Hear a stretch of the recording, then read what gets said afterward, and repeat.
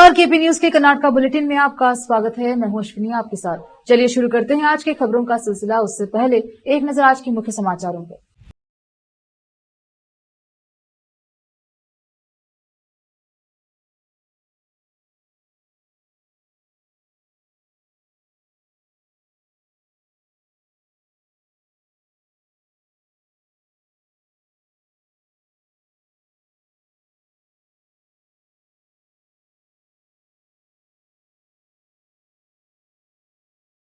खतरे की घंटी।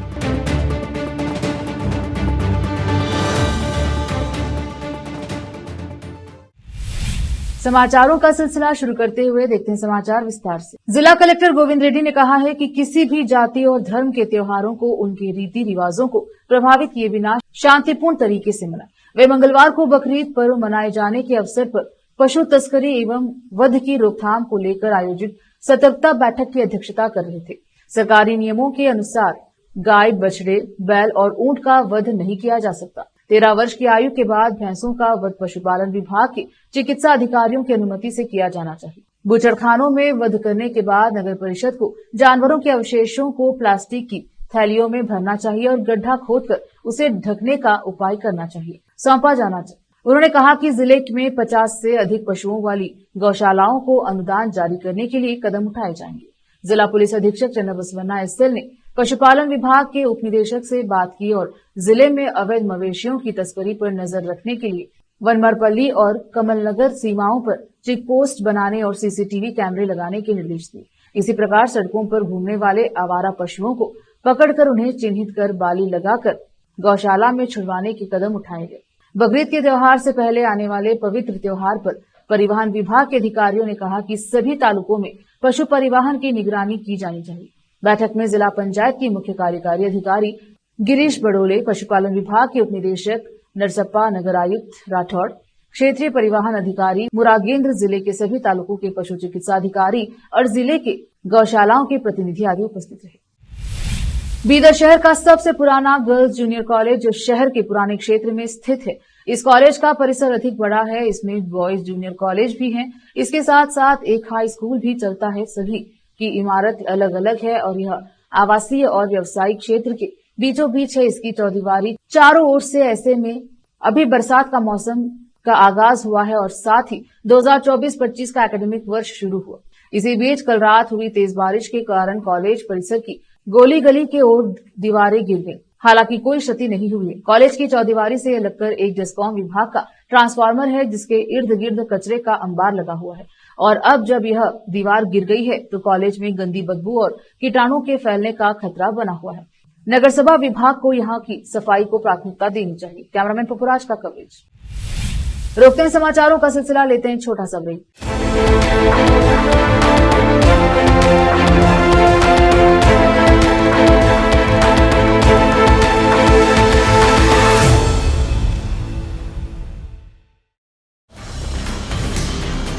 हिंदुस्तान के हर कोने में हम हैं मौजूद। 24 घंटे हालात पर गहरी नजर, खबरों से जुड़े चुपते सवालात और आपको दिखाता है धार्मिक, सामाजिक, राजनीतिक, लोकल और इंटरनेशनल न्यूज की सबसे बेहतर कवरेज जो आपको रखती है हर पल बाखबर। देश और दुनिया भर की खबर के लिए देखते रहें KP news 24/7। Noor education trust Bidar की ओर से चलाए जाने वाला Noor MEd and BEd college Bidar, recognised by NCTE Delhi and affiliated to Bidar University, Bidar. Admission are open for the academic year 2023-24. विशेषज्ञ और सक्षम शिक्षकों द्वारा शिक्षा प्राप्त करने के लिए नूर एमएड एंड बीएड कॉलेज में दाखिला लें और शांत वातावरण में शिक्षा प्राप्त करें। बीदर शहर में बेहतर शिक्षा का एकमात्र केंद्र Noor MEd and BEd college, Shahpur gate, Bidar. Phone numbers 9945283920, 8482221297। Hindustan के हर कोने में हम हैं मौजूद। 24 घंटे हालात पर गहरी नजर, खबरों से जुड़े चुपते सवालात और आपको दिखाता है धार्मिक, सामाजिक, राजनीतिक, लोकल और इंटरनेशनल न्यूज की सबसे बेहतर कवरेज, जो आपको रखती है हर पल बाखबर। देश और दुनिया भर की खबर के लिए देखते रहें केपी न्यूज 24/7।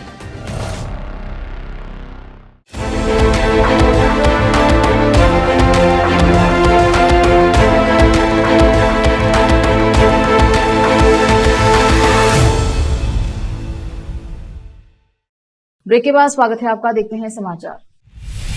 बेंगलुरु में हाल के चुनाव में मिली असफलता के बाद कांग्रेस आगामी बृहद बेंगलुरु महानगर पालिका बीबीएमपी चुनाव के लिए पहले से तैयारी कर सतर्कता बरत रही है, जिनकी तारीख अभी तक तय नहीं हुई है।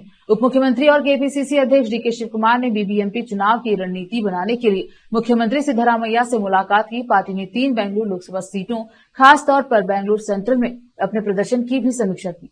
इस दौरान बेंगलुरु की छवि को बेहतर बनाने के जैसे उपायों पर चर्चा हुई। हालांकि विभिन्न कारकों के कारण बीबीएमपी चुनाव की तारीख अनिश्चित बनी हुई है, लेकिन कांग्रेस विधायकों ने चुनाव की तैयारियों पर सक्रिय रूप से चर्चा की। बेंगलुरु के विभाजन और आगामी परिषदों की संख्या पर लंबित निर्णय जैसी चुनौतियां बनी हुई हैं। इसके अतिरिक्त स्थानीय निकायों में ओबीसी कोटे पर स्पष्टता की मांग की गई है। सूत्रों के अनुसार बीबीएमपी चुनाव की तारीख को अंतिम रूप देना इन मुद्दों को हल करने पर निर्भर करता है, ताकि इष्टतम परिणाम सुनिश्चित किए जा सके, क्योंकि परिषद का कार्यकाल लगभग 4 साल पहले समाप्त हो गया था। शहर के प्रशासन का प्रभारी बीबीएमपी सितंबर 2020 से निर्वाचित परिषद के बिना है।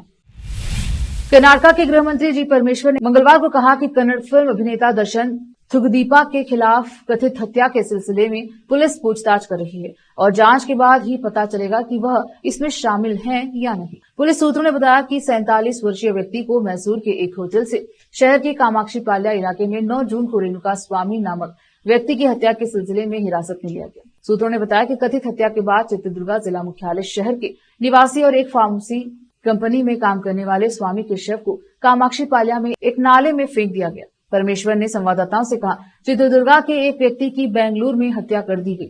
उस हत्या के सिलसिले में कुछ लोगों को गिरफ्तार किया गया और पूछताछ के दौरान दर्शन का नाम सामने आया, इसीलिए उसे पूछताछ के लिए लाया गया है। उन्होंने कहा कि जब तक जांच पूरी तरह से नहीं हो जाती, कुछ नहीं कहा जा सकता। दर्शन इसमें शामिल है या नहीं, हत्या का कारण क्या है, उसका नाम क्यों आया, ये सब बातें जांच के बाद ही पता चलेंगी। इसीलिए इस समय और कुछ नहीं कहा जा सकता। आरोप है कि मृतक ने सोशल मीडिया पोस्ट में एक फिल्म अभिनेत्री के खिलाफ कुछ अपमानजनक टिप्पणी की थी।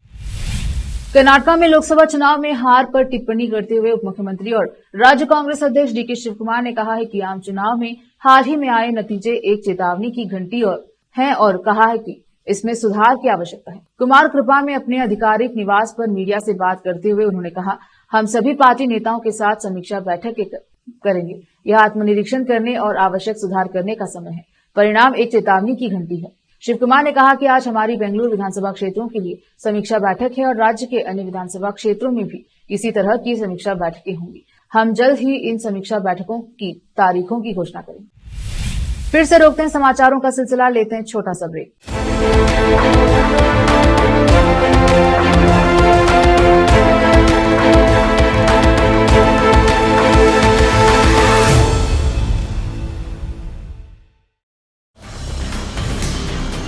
हिंदुस्तान के हर कोने में हम हैं मौजूद। 24 घंटे हालात पर गहरी नजर, खबरों से जुड़े चुपते सवालात और आपको दिखाता है धार्मिक, सामाजिक, राजनीतिक, लोकल और इंटरनेशनल न्यूज की सबसे बेहतर कवरेज, जो आपको रखती है हर पल बाखबर।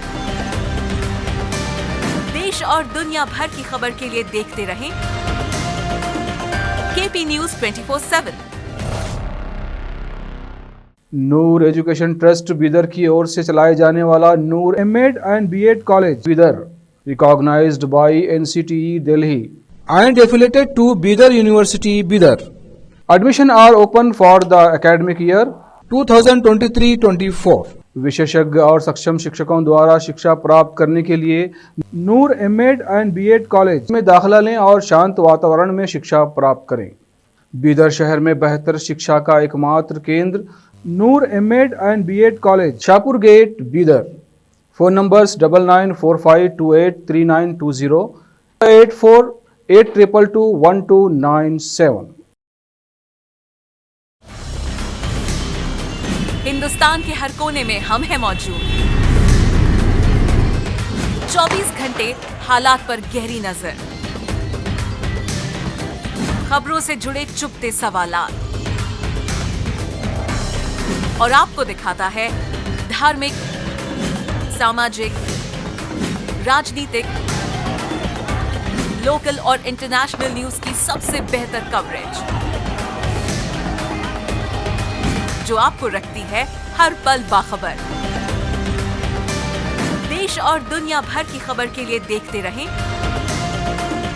KP news 24/7।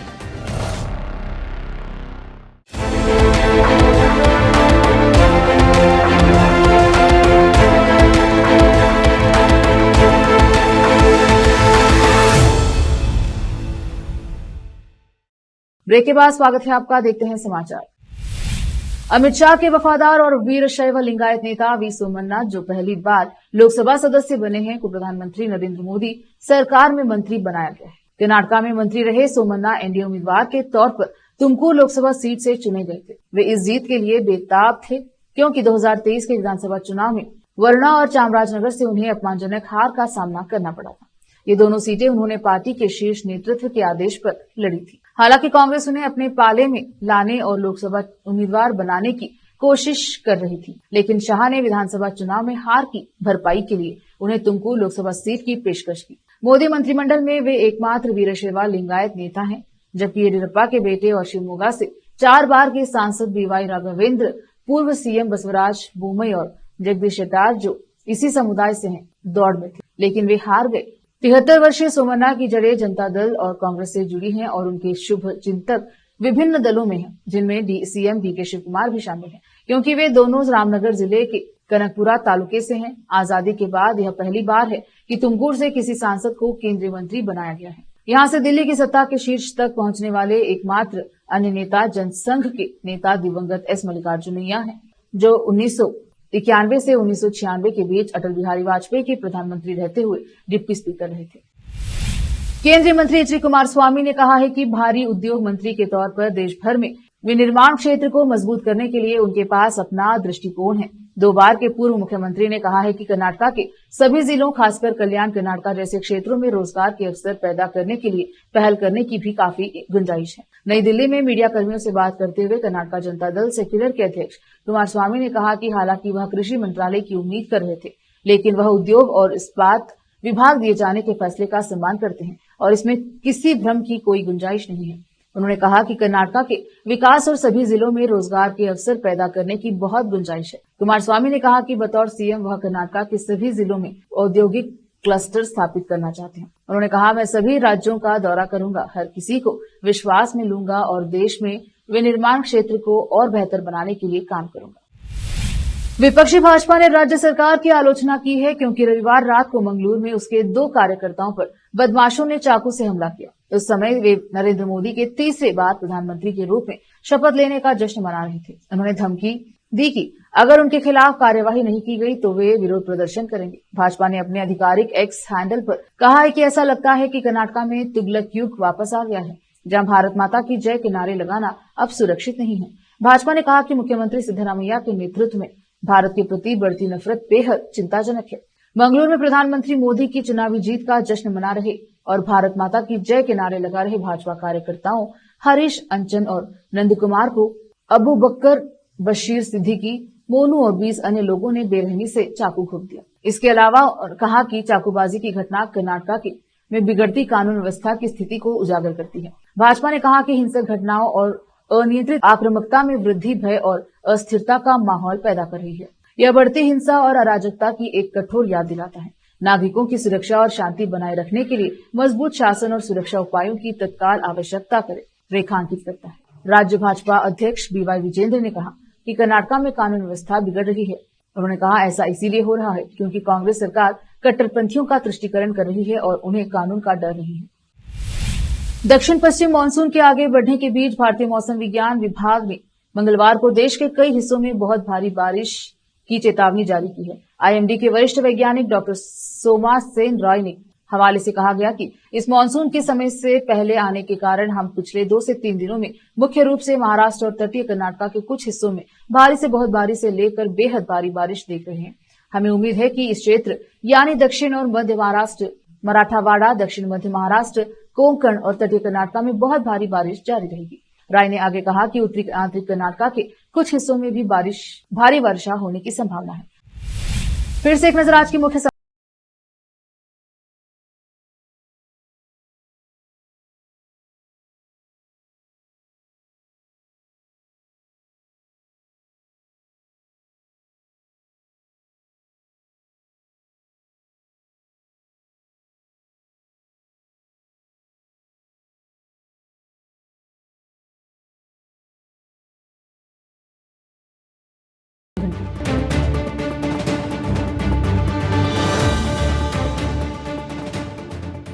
केपी न्यूज के कर्नाटका बुलेटिन में अब तक के लिए इतना ही।